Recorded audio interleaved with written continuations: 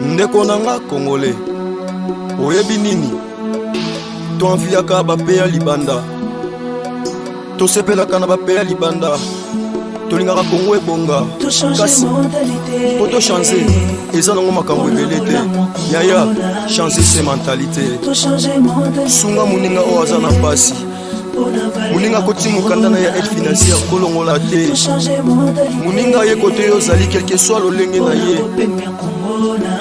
kotika te mboka na biso Kongo son excellence Jean Ngoi ezosenga mentalité to change ezosenga nango biloko mingi te minono mingi te ekosenga se mentalité soki nga na yo to change moninga seke wana mboka na biso ebongi tika na yo kofinga bakonza mboka tika na yo kofinga chef de l'état yone tika kobwaka bosoto na nzela tika mpe kosubaka na nzela luka na motoki na yo ndokosua yananga Kongole eza te lelo bimi yozwi te nsima nango yofinga no bakonza mboka chauffeur change mentalité na yo landa lolenge bakonza mboka balobi policier change mentalité osala na ndenge ya vision ya faci beton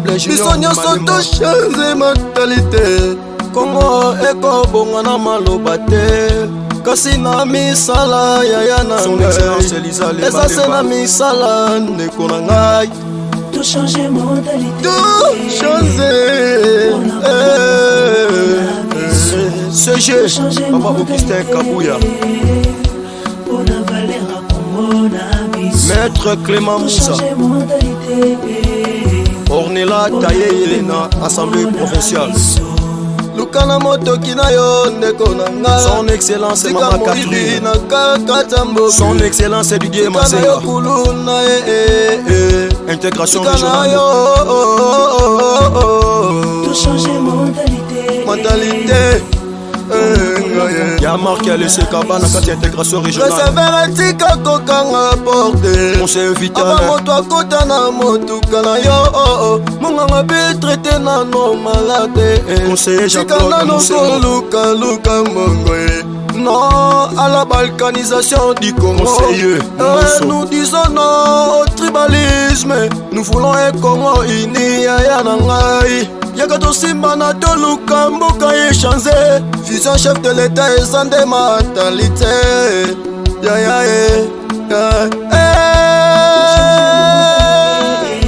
Changer. Honorable Ikenge, Papa na Eric Ikenge. Changer mentalité. Nazosenga eloko moko papa changer mentalité.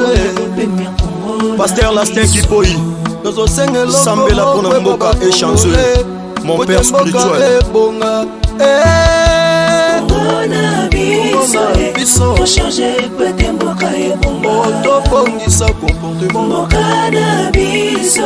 comment changer peut-être Congo tika comportement mabe Papa Moïse faut changer peut-être mboka tozongisa comportement ya kala ya lokoko ministère des sports sa capitale qui s'asala belle Serge Oceana na formation professionnelle na yembi Maître Patrick totika kosuba na nzela Papa Edith Yeli Molangi totika kibuzoba